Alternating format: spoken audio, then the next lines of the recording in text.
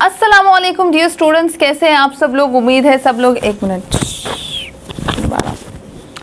अस्सलामुअलैकुम dear students, कैसे हैं आप सब लोग। उम्मीद है सब लोग ठीक ठाक होंगे, अपने एग्ज़ाम्स की तैयारियों में मसरूफ़ होंगे। सेकेंड ईयर का जो है वो पेपर नेक्स्ट जो केमिस्ट्री का है, तो आज मैं आप लोगों को केमिस्ट्री के लॉन्ग क्वेश्चंस जो है वो शेयर करूंगी कि केमिस्ट्री के मोस्ट रिपीटेड और मोस्ट इम्पॉर्टेंट लॉन्ग क्वेश्चंस कौन कौन से हैं जो कि पेपर में आ सकते हैं।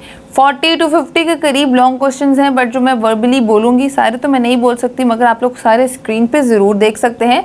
मगर कुछ क्वेश्चंस मैं वर्बली आप लोगों को बोलूँगी तो वो आप लोग कंसीडर करिएगा कि वो मोस्ट इंपॉर्टेंट है, उनको आपने स्किप नहीं करना। तो ये वीडियो स्टार्ट करते हैं और आपको फुल स्क्रीन करके दिखाती हूँ केमिस्ट्री के मोस्ट इंपॉर्टेंट लॉन्ग क्वेश्चन।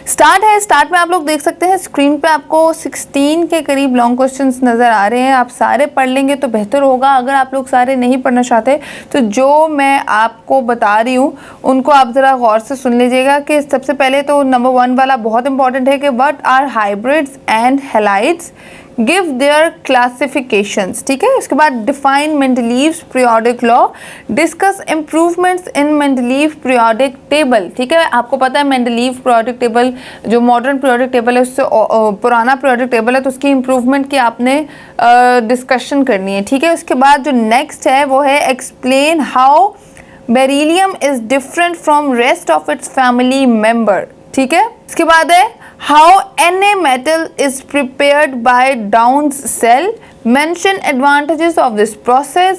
इसके बाद नेक्स्ट आए कि explain preparation of sodium hydroxide by diaphragm cell, ये भी बहुत इंपॉर्टेंट है। उसके बाद आपको 8 वाला क्वेश्चन जो है वो देखना है। 7 वाला भी देख लीजिएगा कि right 8 points to describe the role of lime in industry.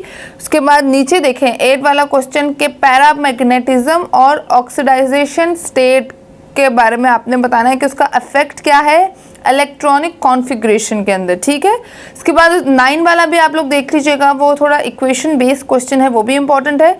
उसके बाद 12 वाले पे आते हैं, define orbital hybridization, discuss sp sp3 and sp2 hybridization, give one example in each case. ठीक है, ये केसेस हैं, आपने उसके अंदर ईच एग्जांपल देनी है, वेरी इंपॉर्टेंट। ठीक है, हाउ इथेन रिएक्ट विद, ये आगे आप लोगों को इक्वेशंस दी हुई है, Br2 जो बोरॉन की होती है gas, HOClO2S2 Cl2 H2SO4 and O3। ठीक है, आपने इसको रिएक्ट करना है इथेन के साथ कि वो किस तरह करता है और उसका क्या मतलब क्या फॉर्मेशन बनती है वो बताना है। उसके बाद आपने नीचे आना है कि straight chain structure of benzene is ruled out, explain और discuss orbital treatment to explain structure of benzene. Next आप देख सकते हैं 19 वाला बहुत इंपॉर्टेंट है। 18 वाला भी देख लीजिएगा कि Friedel craft reaction with their mechanism. उसके बाद जो 19 वाला है वो मोस्ट इंपॉर्टेंट है कि give sulphonation of benzene along with its mechanism. नीचे आए फिर 21 वाला देख सकते हैं, how will you prepare the following from Grignard reagent.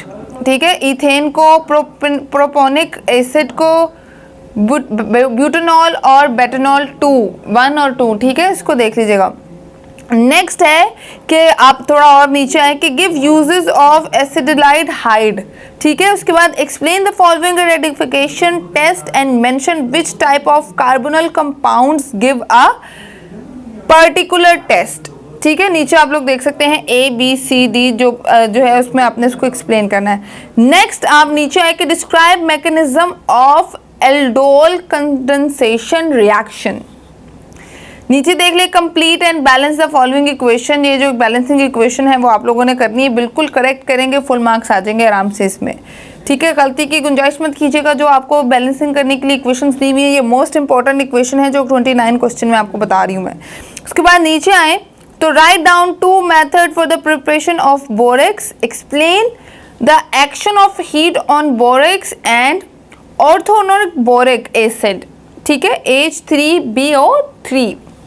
नीचे आए तो आप लोग देख लीजिएगा कि इस तरह के क्वेश्चन आपसे पूछे जा सकते हैं कि एल्युमिनियम अगर इन वाले केमिकल्स के साथ रिएक्ट करेगा तो क्या फॉर्मेशन बनेगी, और इस तरह आपसे जिस तरह ऊपर इथेन के बारे में पूछा था नीचे एल्युमिनियम के बारे में भी पूछा जा सकता है। बहुत इंपॉर्टेंट, इस तरह के और भी रिएक्शंस पूछे जा सकते हैं, तो आपने उसको अच्छे से इन तरह के क्वेश्चंस को देख लेना है, ठीक है। उसके बाद है what are the typical and non typical transition element, give reason for the development of colours in the transition complexes.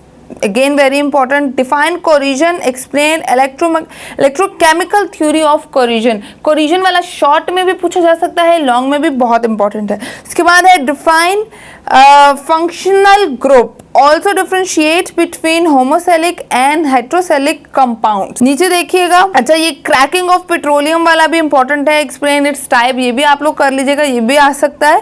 उसके बाद नीचे आप लोग आए तो मेथड्स ऑफ प्रिपरेशन ऑफ एल्केलाइंस है, method of preparation of benzene है, और आपने इनके कुछ रूल्स वगैरह जो है वो लाजमी बताने हैं। तो discuss E1 and E2 reactions, ये भी बहुत इंपॉर्टेंट है, इसको देख लीजिएगा। तो आई होप 5 सवालों में से आपने 3 अटेम्प्ट करने होते हैं और आपके पास 40 क्वेश्चंस की ऑप्शन है, ये कुछ ज़्यादा नहीं है अगर आप लोग सब एक नज़र देख लें अभी, क्योंकि आपका आई थिंक केमिस्ट्री का पेपर 3rd पेपर है, तो आप लोगों के पास अभी भी टाइम है, आप लोग एक नज़र देख लें। कुछ और अगर नहीं भी प्रिपेयर करना तो ये वाले क्वेश्चन लाजमी प्रिपेयर कर लीजिएगा और अच्छे से पेपर्स दीजिएगा। अल्लाह ताला आप लोगों को कामयाबी दे। मुझे इजाज़त दें, अल्लाह ने के बान, अल्लाह हाफ़िज़।